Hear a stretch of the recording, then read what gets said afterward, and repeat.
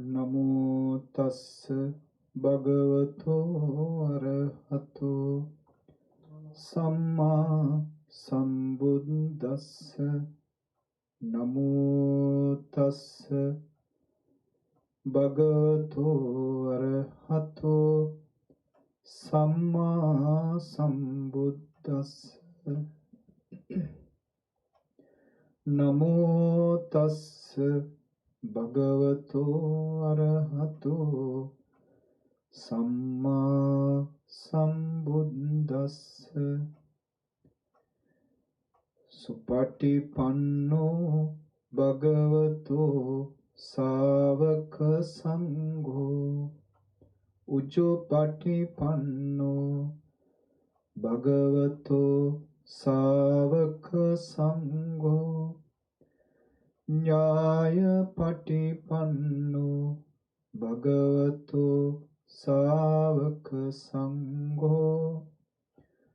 Samici patipanno bhagavato savaka sangho.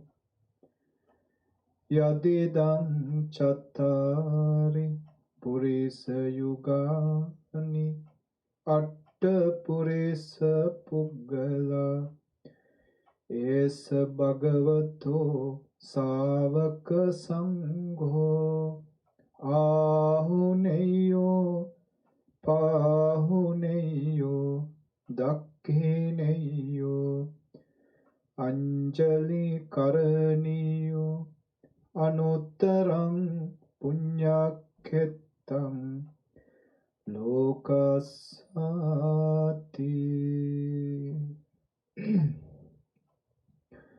Venerable Chief Reverend, Venerable Sirs, friends and children in the Dhamma, welcome for this Sunday evening Dhamma talk. Today this Dhamma talk is being sponsored by Mr. and Mrs. Siranta and Sriyani Pereira with the children Anudi and Nuan. May this sponsorship for this sharing of the Dhamma, may this merit of sharing Dhamma with the world be a supportive factor for Mr. and Mrs. Siranta and Sriyani Pereira and Anudi and Nivan, two children, for their future benefits, for the blessings, for the well-being, happiness and peace, to be successful in their future ventures, education and in professions, to live this life peacefully, happily, blissfully, with physical and mental health without obstacles. So with these aspirations, let's begin our talk. Today this will be the last Dhamma talk that we are continuing in these 3 months of rains retreat prior to our offering of Katina robe.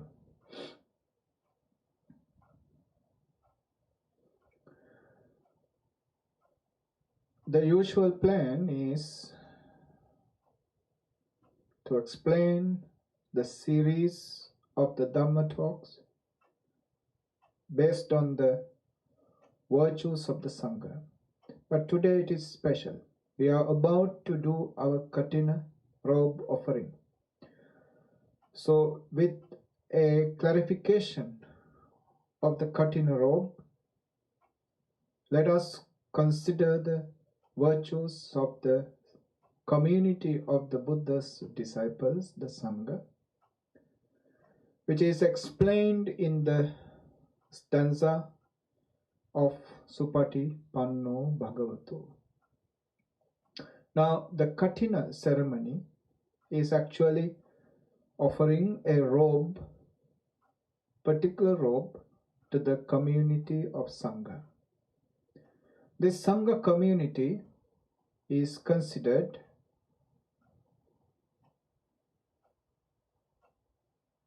in twofold as conventional Sangha and the noble Sangha, Sammuti and Arya Sangha. The conventional Sangha is twofold as Bhikkhu and Bhikkhuni. One of the meanings for this Bhikkhu and the Bhikkhuni is they are called Bhikkhu or Bhikkhuni because they wear patched cloak or robes. Since they are wearing robes made out of pieces of cloth, they are called Bhikkhu or Bhikkhuni. One of the reasons for them to be called this name Bhikkhu is because they are wearing a robe made out of pieces of cloth. So it is interesting to check about the history of this robe. Now, during the times where the Buddha arose in this world, spirituality is to forget about the physicality. Man is a duality, physical body and the spirituality within this body. In other sense, in a simpler version, body and the mind. Body is the house for the mind. Mind cannot exist without a body. So the spiritual body exists within the physical body.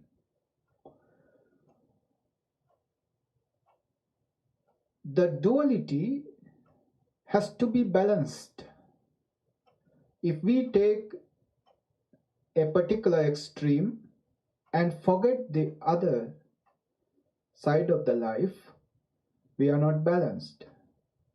So some people, they just forget the spiritual body and they just think about the physical satisfactions, physical needs of the body. They are in a particular extreme called the physicality. And during the times of the Buddha, the spiritual factor based on the people who forget about the physical body or who thought this physical body is a suffering, is a problem, is a torture, is an obstacle.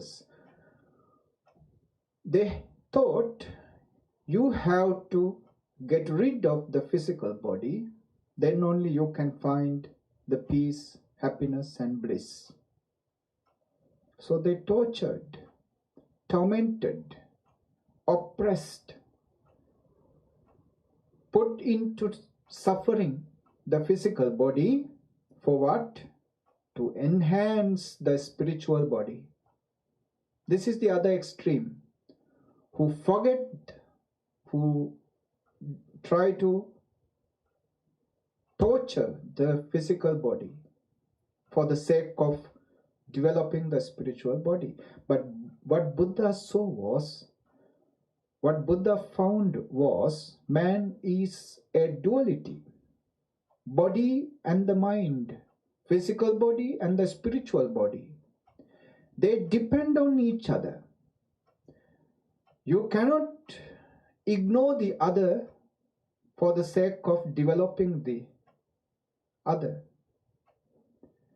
If you just to take care of the physical body, forgetting to enrich the spiritual body, what happened? You are spiritually poor, spiritually nothing within.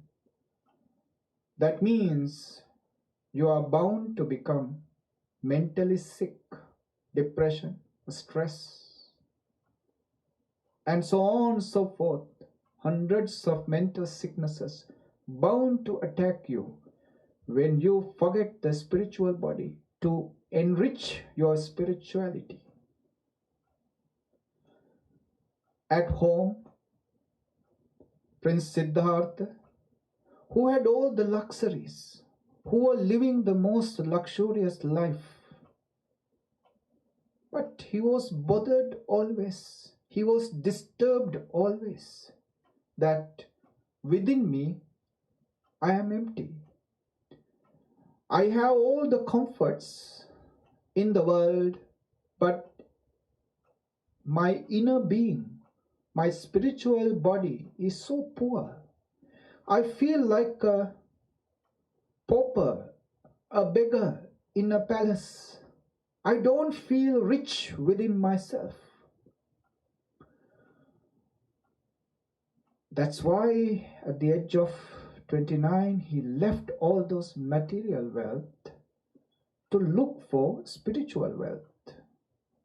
But once he found the spiritual wealth, he understood the material wealth and the spiritual wealth must be balanced. You must be rich in both ways, rich materially, rich spiritually. But we have to understand that when we say rich, it doesn't mean, or it doesn't give the idea that the richness that you think of today.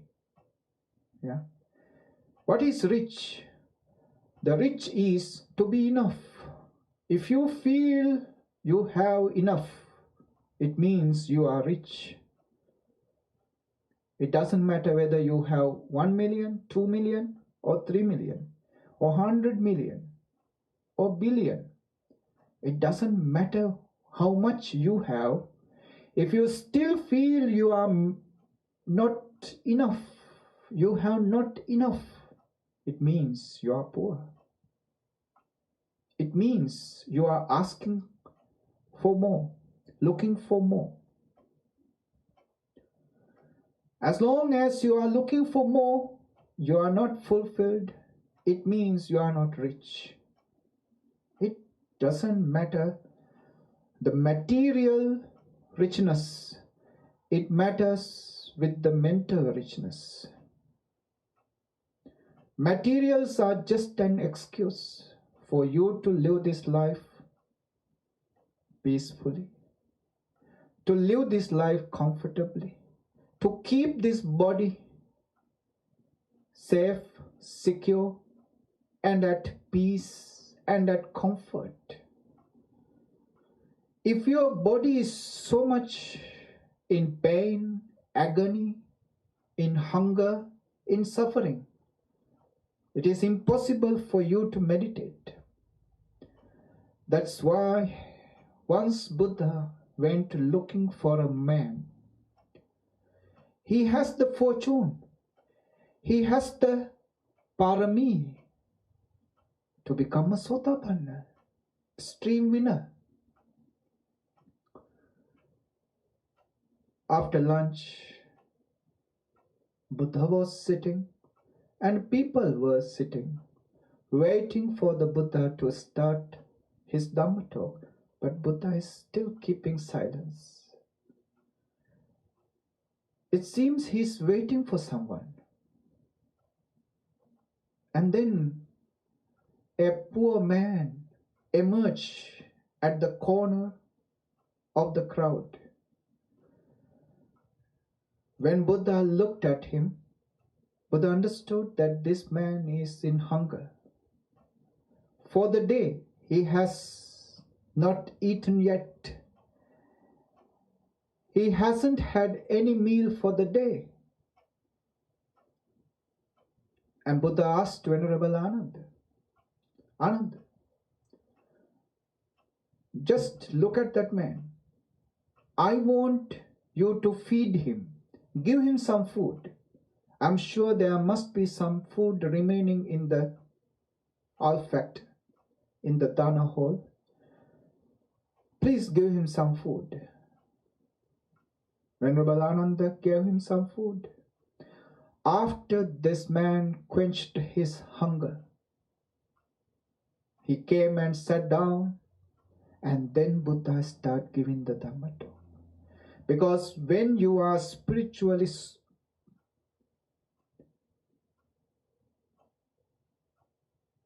enough of ability to be entered onto the path of Nibbana, but still you are disturbed by the physical poverty.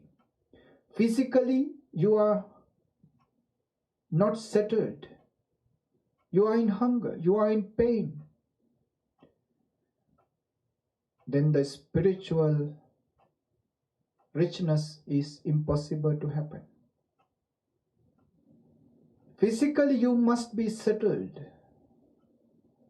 Your needs must be settled. Your worries must be less. Physically. Then you can pay attention to the spiritual enhancement, development. So it is a balance. Extremism is not accepted in Buddhism because of this. Physical body and the spiritual body must be balanced. Or in other words, physical body and the spiritual body must be enriched. Today we can find many people who are so rich. It seems they are rich, but do you think really they are rich? They are poor within. They are empty within. Spiritually nothing within them. So they are still in a long run, in a long way to satisfy their material needs. They are very poor. They are not rich. So during the Buddha's time, spiritual seekers must discard all sorts of materials, including their own clothing. They are not supposed to wear clothes. But Buddha found this is not the way. Buddhism is not lenient towards that extreme torturous practice. So Buddha introduced a certain robe to wear just to cover up yourself. Cover up yourself from wind, from the sun, from mosquitoes, from other creatures who might harm you, and to cover up your shame. Just for this covering up, wear a cloth, wear a dress, wear a robe.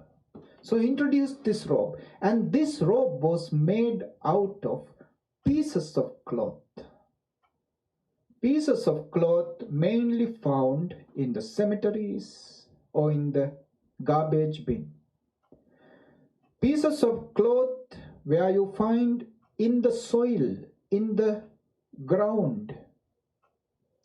So this cloth made out of these pieces of cloth in the is soil, called Pangsu Kula. Pangsu Akula. Pangsu is soil. Akula smeared. Soil smeared. Because those pieces were found in the soil. So that robe is called Pangsu Kula. But later on, when Buddhism starts flourishing, people start giving long reeds of clothes to prepare the robes. Then what did the Buddha say? Don't wear that cloth as it is. Cut them into pieces again, in the shape of a paddy field.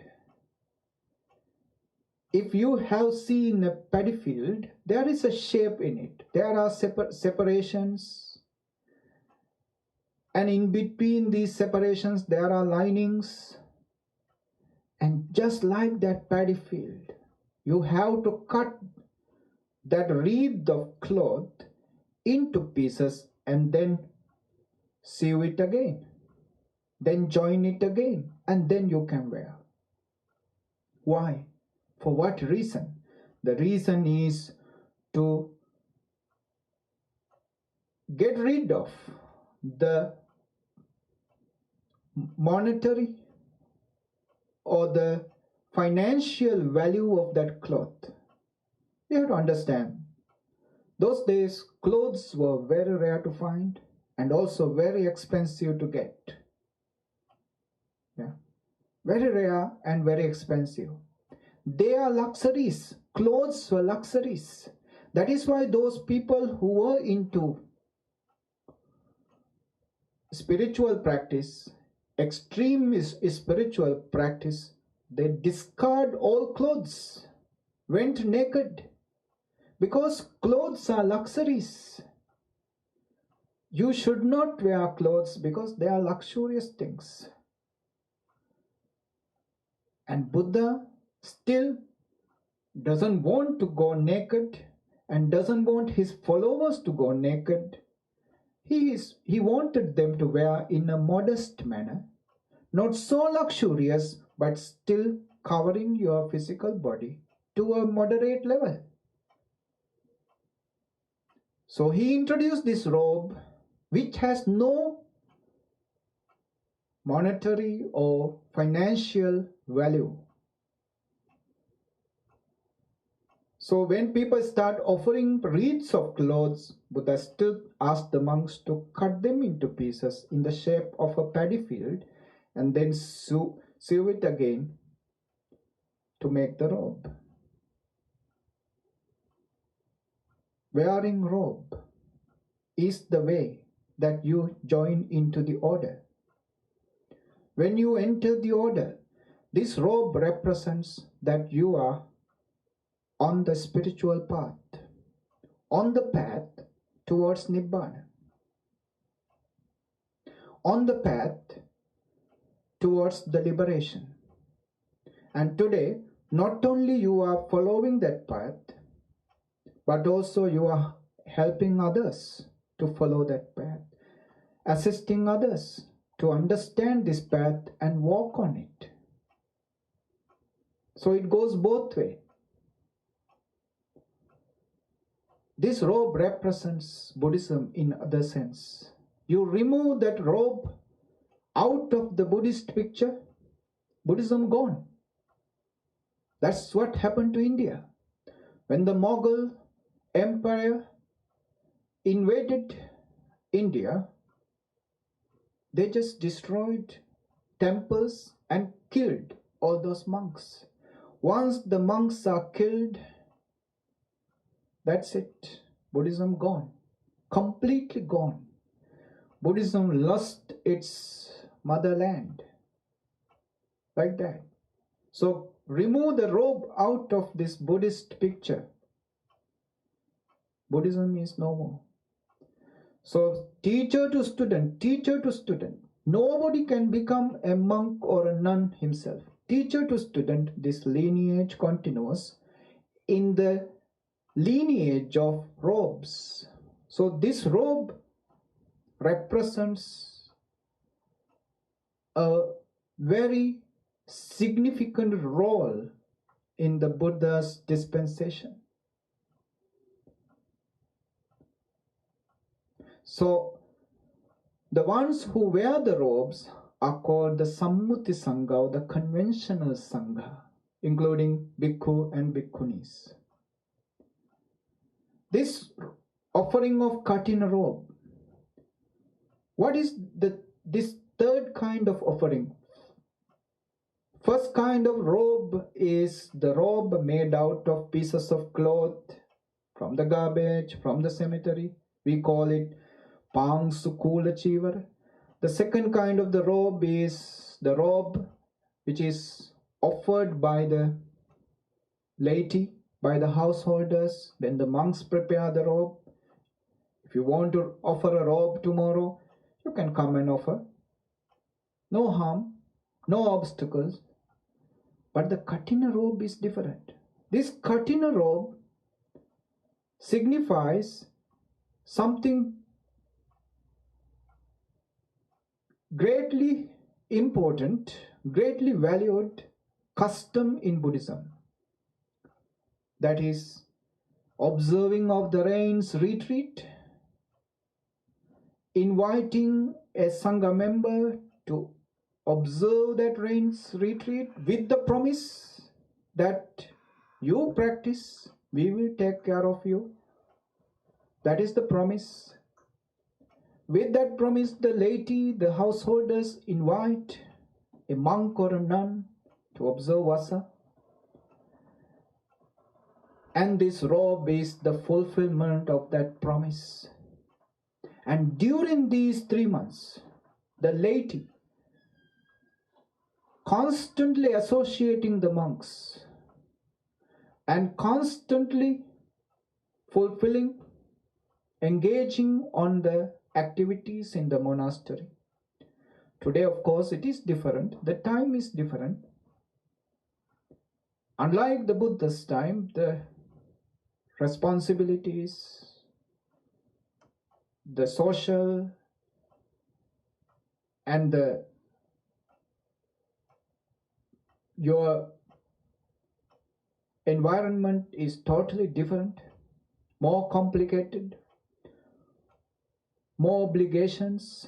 But still, our Buddhists, once they invite a monk to observe Vasa, they still find time to attend to all those spiritual activities. Spiritual activities organized and joined, supported, and also donated during these 3 months of time. They gained the best of the opportunity to develop, to cultivate their spirituality during these 3 months. So not only the laity, but also the monastics, both are supported, benefited during these 3 months. And the offering of that Katina robe is the support, final support for the community of Sangha. Now, Katina means strong, or the most strong means Katina. It means this robe offering, this particular robe offering is so strong in the sense of the merit, the positive, wholesome energy you develop within you is so strong. It will give you whatever wish, whatever aspiration you make based on that offering of Katina robe. Sansaric journey will be uplifted, will be promoted to higher and higher status by the power of this merit. Practically, you can see that if you invite a monk or a nun to observe Vasa with the promise to take care of him or her, then you have an obligation. And based on that obligation, you develop a series of conscious moments which are based on non-greed, alobha, non-hatred, adosa, and non-delusion, amoha. Based on non-greed, non-hatred, non-delusion, series and series of thoughts you generate throughout this time. So this offering of Katina robe actually begins the day you really invited a Sangha member to observe Vasa.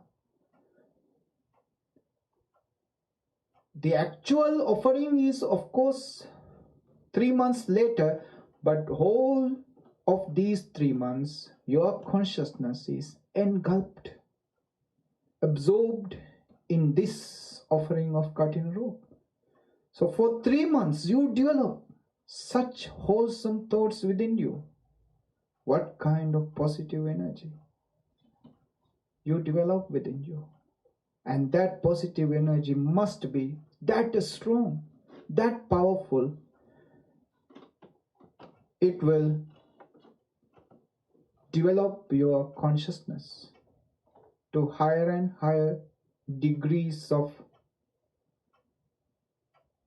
wholesomeness. And you offer it to the community of Sangha. Though there will be a monk or nun who will receive it from the community, but you are offering this to the community of Sangha. And this community of Sangha is worthy of that offering. The stanza we chant. Supati panno bhagavato savaka sangho. Supati panno. The community of the Blessed One's disciples are following the good way. Supatipanno. Ujupatipanno bhagavato savaka sangho. The community of the Blessed One's disciples are following the straight path, straight way. Ujupatipanno. Uju, straight. Nyaya patipanno bhagavato savaka sangho. The community of the Blessed One's disciples are following Nyaya patipanno, the true way. Nyaya, the true way. Samichi patipanno bhagavato savaka sangho. The community of the Blessed One's disciples are following the proper way. Samichi patipanno. Good way, straight way, true way, proper way. Supatipanno, ujupatipanno, nyaya patipanno, samichi patipanno. Of course, it is based on individuals. It is based on the individual monks that how much they work hard on the way. Yeah. Even during the Buddha's time, not all the monks were into meditation. Some were into studies. Even Venerable Ananda, Buddha's chief attendant, do you think he was into deep meditation? No. He was into studying, into memorizing the Dhamma taught by the Buddha. And there were monks who were in the forest, deeply into the meditation. And there were monks who were in the villages, associating the people, living with the people,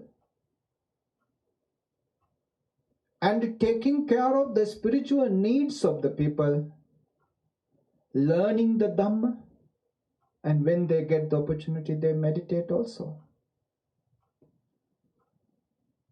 These are the two groups of monks, Aranyavasi, Gramavasi, living in the forests, living in the villages. But they cannot look down upon each other. The monks who are in the forest meditating, they cannot look down upon the monks in the villages as non-meditators. And the monks in the villages cannot look down upon the monks in the forest as people who don't do anything for the Buddhism. for the longevity of Buddhism. Both are pillars of Buddhism. Some into meditation, some into the practice or the learning of the Dhamma. Both of their sacrifices into Buddhism were helped for the long lasting of Buddhism up to now. But the problem today we find is, based on their separate practices, separate different way of engage in the Buddhist activities, they look down upon others. Some do that. I think it is completely wrong. So whosoever in Buddhism, maybe in a temple, doing all these Buddhist activities, maybe in a forest monastery meditating, completely sacrificing for meditation, they are all giving the service for Buddhism, and none has the right to look down upon someone else. We are all serving Buddhism. So whoever Sangha member wearing this robe and following certain principles. Now you may have heard this word, you know this word, patipanno, supatipanno, uju patipanno, nyaya patipanno, samichi patipanno. Patipanno means entered into the principle, entered into particular principles. Some may absorbed into those principles and following it seriously. Some may not, but it doesn't mean some can be higher than other. It means they are all engaged on a path which is going towards Nibbana. Supatipanno, who have entered the good way. What is this good way? This good way of the Dhamma, which is flowing towards liberation, which never flows back, like a river, never flows back to the beginning. It always flows down to the ocean.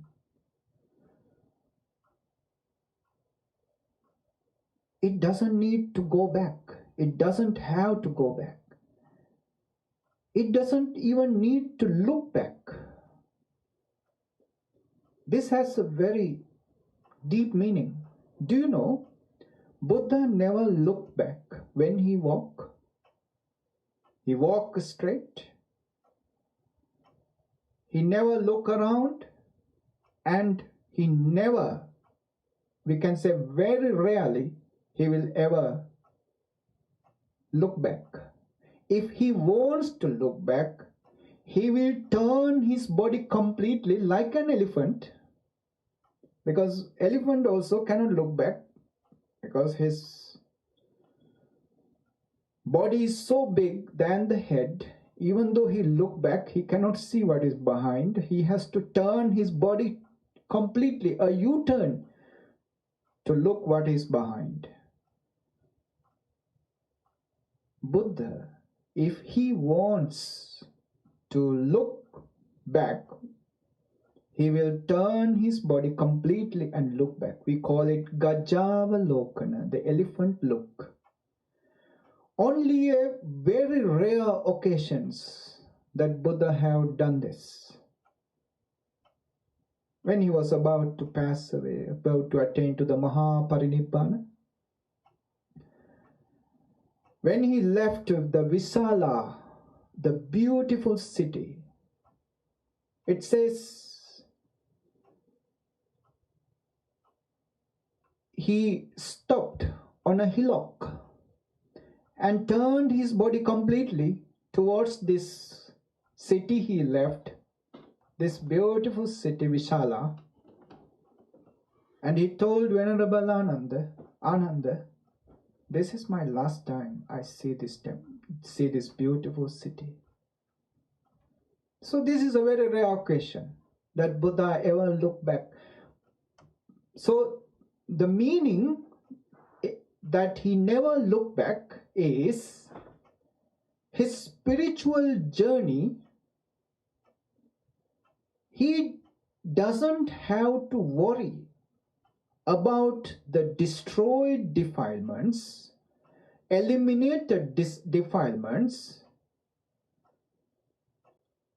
about their arousing again, about their rising up again.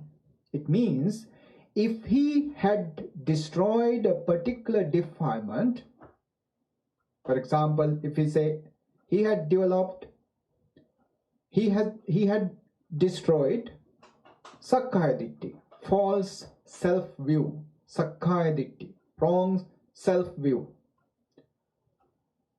He never has to look back and check whether he has completely destroyed it or whether that Sakkaya Ditthi, this false self-view, is rising up again. He doesn't have to look back. So also his followers in the sense who practice, who listen to him and practice, when they put into practice and get rid of a defilement, they have never to be worried. They never have to worry about those defilements to rise up again. So, Supatipanno, they have entered into a path which is never turning back. Once you have entered into one of the stages of supramundane path, Sotapanna Maggapala,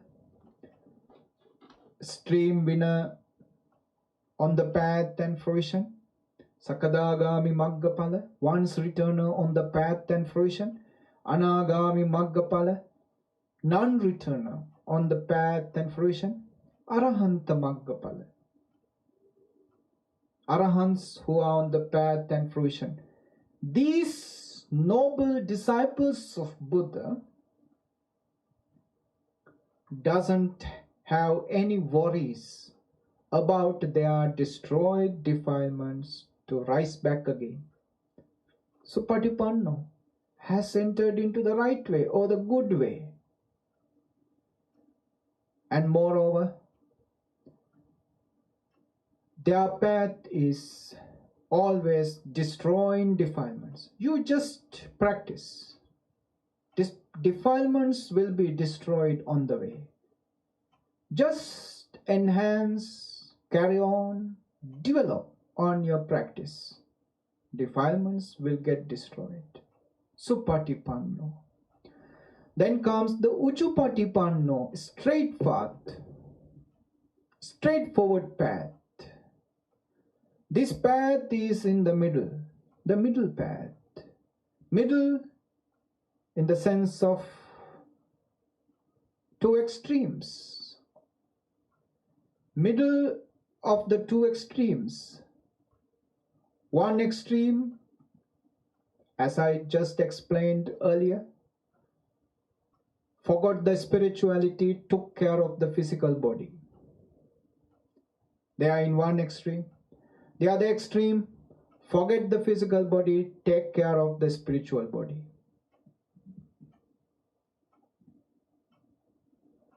But Buddha found the middle path, where you maintain the physical well-being and the spiritual well-being together. It is a smooth path, and it is the correct path. This is the middle path. And remember, there are two types of middle path: ethical middle path, philosophical middle path. What is this ethical middle path? It is the Eightfold Noble Path. Right view, right intention, right action, right words, right effort, right concentration, right mindfulness. Yeah. So the Eightfold Noble Path is the ethical middle path where you practice, where your practice is based on. And then comes the philosophical middle path, or the middle path based on which Buddha taught Dhamma. That philosophical middle path is called the Paticcasamuppada, dependent origination. This dependent origination is based on the two extremes of divine creation and accidental origin. Divine creation we know. Accidental origin, like Big Bang, just arose, no cause, no reason. It just happened. So, based on or in between these two extremes of divine creation and accidental origin, the Paticcasamuppada, dependent origination, is introduced by Buddha. And Buddha teaches Dhamma based on this dependent origination. Asming sati idang hoti. When there is this arises. Asming asati idang na hoti. When this doesn't exist, this doesn't exist. With the arising of this arises. When this ceases, that ceases. Based on this dependent origination, Buddha teaches Dhamma. What he teaches to practice on the Eightfold Noble Path. Aryo Attangiko Maggo. So the path in between the extremes of self-mortification, Atta-Kilamatana Yoga, who torture the body, take care of the mind. Kama Sukhallikana Yoga, self-indulgence, who take care of the body and forget the mind. In between this ethical middle path, Aryo Attangiko Maggo, Eightfold Noble Path. And Buddha taught this Eightfold Noble Path based on the dependent origination. And that dependent origination also based on in between the two extremes of divine creation and accidental origin. Somebody follows this middle path. That path is straightly moving towards Nibbana. So it is called Uju, straight, Patipanno, who entered onto the straight path called Ujupatipanno. Then comes the Nyaya Patipanno, who entered into the true path, entered into the truth. What is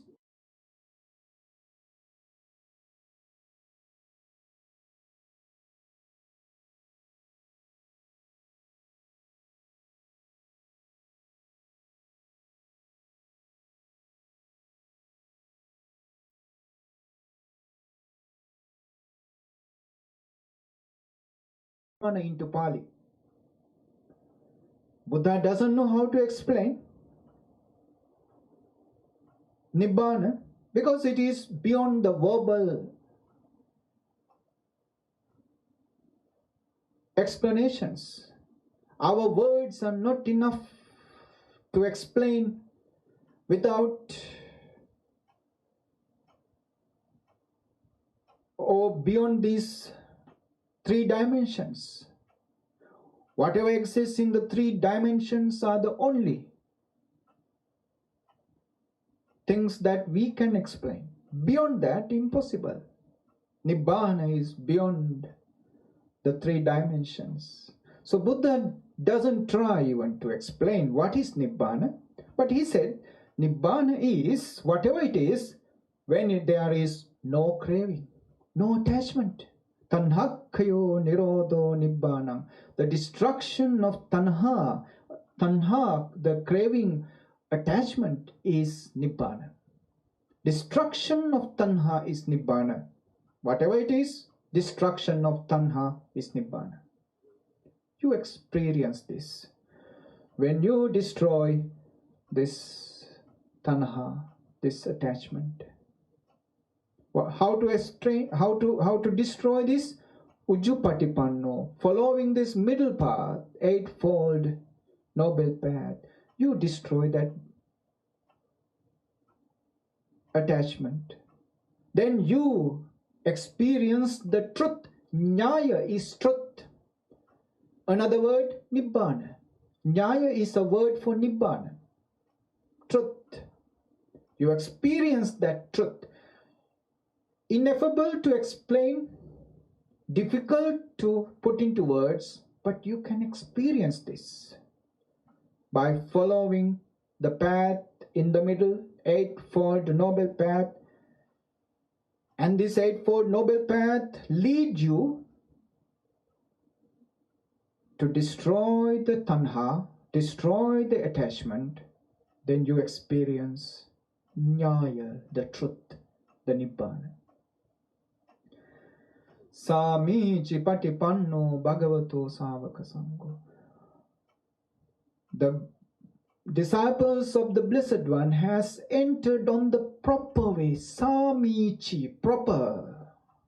Proper for what? Proper for veneration. Proper for respect. Proper for salutations. The Blessed One's disciples has entered into that proper way. When you practice on it, you become a proper object of worship, salutation, respect, veneration. Because your spirituality starts growing up. Your spirituality growing up, you become more and more compassionate, loving, understanding, patient, less and less egoistic. This is the spiritual growth. Physically, we all grow. Whether you sleep or wake, study or not, work or not. Physically, we are always growing up, growing old. Nobody can stop it. Nobody can ever do that. Physically, growing up, growing old. But it is very rarely somebody grows up spiritually. How do you measure yourself about your spiritual growth? Are you being less patient than last year or more patient than last year? Are you being more sympathetic, understanding, compassionate? Are you being more generous? Are you being more sharing, helpful than before? Or now all those virtues are less in you or more in you? What happened to those virtues within you? Are they growing up or decaying within you? If they are growing up within you, it means you are spiritually growing.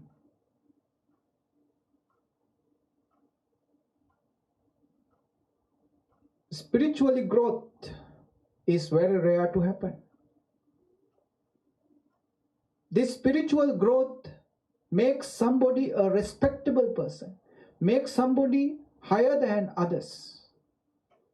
So in Buddhism, if there is a hierarchy among people, it is just based on the spiritual growth, nothing else. Proper way. The disciples of the Buddha has entered into this proper way, where their spirituality is growing up. They are becoming kind, patient, understanding, humble, because they are destroying their defilements. They are getting rid of their defilements. When they are getting rid of those latent tendencies to be angry, to be harsh, to be egoistic, to be stingy, when they are getting rid of those defilements little by little, as byproducts, the good qualities starts growing up within them. Not that they adopt generosity from outside, generosity growing up within them. Not that they absorb or adopt from outside the compassion. It is growing within them. Unconditional love growing within them, because they are removing those defilements. Those defilements which were hindering those good qualities are getting less and less, thin and thinner. Beautiful qualities growing up. So they are proper of your worship, proper of your respect. They are higher than you in the sense of spirituality. Not money-wise, not power-wise. They have nothing with them materially, but spiritually so rich. So the Buddha's disciples, who has entered on the good way, Supatipanno, who has entered on the straight way, which is the middle way, Ujjupatipanno, who has entered on the true way, or the way leading to the truth, which is called Nibbana, and who has entered on the proper way, day by day. There are defilements, garbage is removing, beautiful flowers, full of fragments, full of scents. Those beautiful qualities arising within them, they have entered the proper way. To that community of Buddha, to that community of disciples, Ahuneyo, they are worthy. They are worthy of your gifts which you brought from far away. Ahuneyo. Pahuneyo, they are worthy of your hospitality. Dakhineyo, they are worthy of your food which you have prepared with so much of hardships. Anjali Karaniyo, they are worthy of your putting palms together. To put palms together and respect. Anjali Karaniyo. Anjali, usually fingers, they are putting together. They are worthy of that Anjali Karaniyo. Anuttarang Punyaketang Loka. Anuttarang, incomparable. Punyaketang, field of merit. Now there are fields for you to cultivate your vegetables. Not in the middle of your house, but somewhere, allocated place for you to grow some vegetables. That is your field for the vegetables. For you to cultivate your spirituality. For you to develop your power of merits. Sangha is the field. The Buddha's disciples are the field of merit for you to develop your merits. And these Buddha's disciples are Supatipanno, who has entered the good way, Ujjupatipanno, straight way, Nyayapatipanno, true way, and the Samichi Patipanno, the proper way. Those who have entered into this path are the ones who have entered into the ninefold supramundane of Yadidang Chattari Purisa Yugani.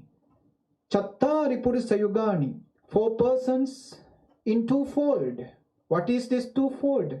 Path and fruition, Maggapala. Sotapatti Maggapala. Sakadagami Maggapala. Anagami Maggapala. Arahanta Maggapala. Who has entered into these paths and fruition. Yadidan Chattari Purisa Yugani Atta Purisa Puggala. Then there are 8 individuals in it. 4 persons, based on their achievement on the path of fruition, they are separated as 8 individuals. These 8 individuals attain to those stages of supramundane path, Sotapanna, stream winner, once returner, non-returner and arahant, by being entered on the right way, on the good way, Supatipanna, on the straight way, Ujupatipanna, on the true way, Nyayapatipanna, and on the proper way, Samichipatipanna. And since they bear so much of virtues within them, they are worthy of your gifts brought from far away, Ahuneya, worthy of your hospitality, Pahuneya, worthy of your food, prepared with the hard-earned money, Dakhineya, worthy of your putting your palms together, worthy of your respect, Anjali Karaniya. They are the incomparable field for you to plant your seeds of merit, Anuttaram Punya Kettang Lokasati. Sadhu, sadhu, sadhu. Today, this Dhamma talk, as I mentioned earlier, is being sponsored by Mr. and Mrs. Siranta and Sriyani Pereira, with the 2 children, daughter and son, Anudi and Nivan. Let's share these merits together with all those departed ones of Mr. and Mrs. Pereira and all those departed ones of yours. Be shared with these merits. May their present existences become blissful, happy and peaceful. Let's share these merits with the departed ones. Idamme ñātinam hotu sukhita hontu ñātayo.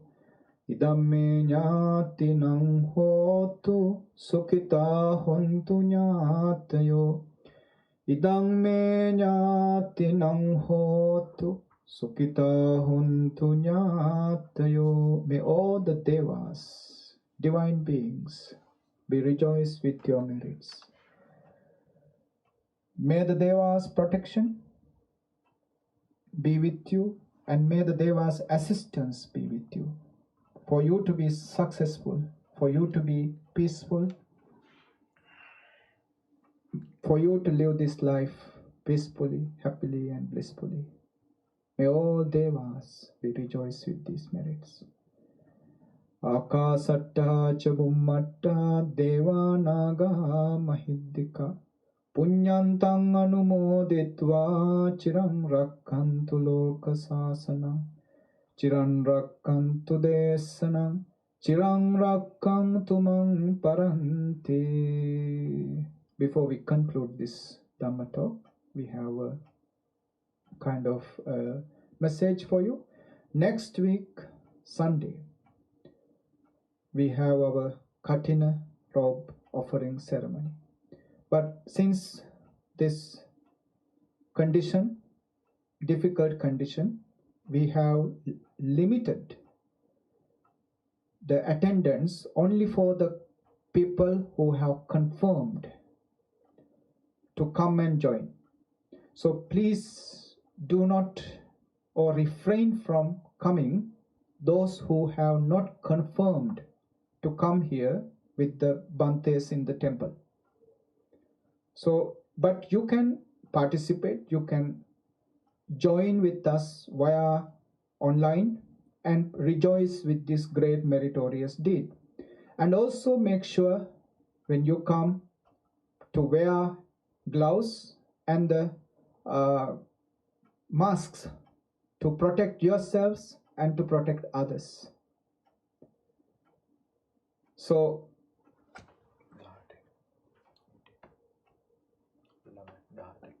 the children are not supposed to join with us on this day. So anybody under 18 are not supposed to or refrain from joining with us on the 18th on this Sunday with the Katinas robes offering ceremony. So with this, we conclude this Dhamma talk. Blessings for you. Sabbetiyo vivajjantu sabbarogo vinassatu mate bhavatu antarayo sukhe digayuko bhava bhavatu sabba mangalam rakkantu sabba devata sabba buddhanubhavena sabba dhammanubhavena sabba sanghanubhavena sada sotti bhavantu te. Sadhu, sadhu, sadhu.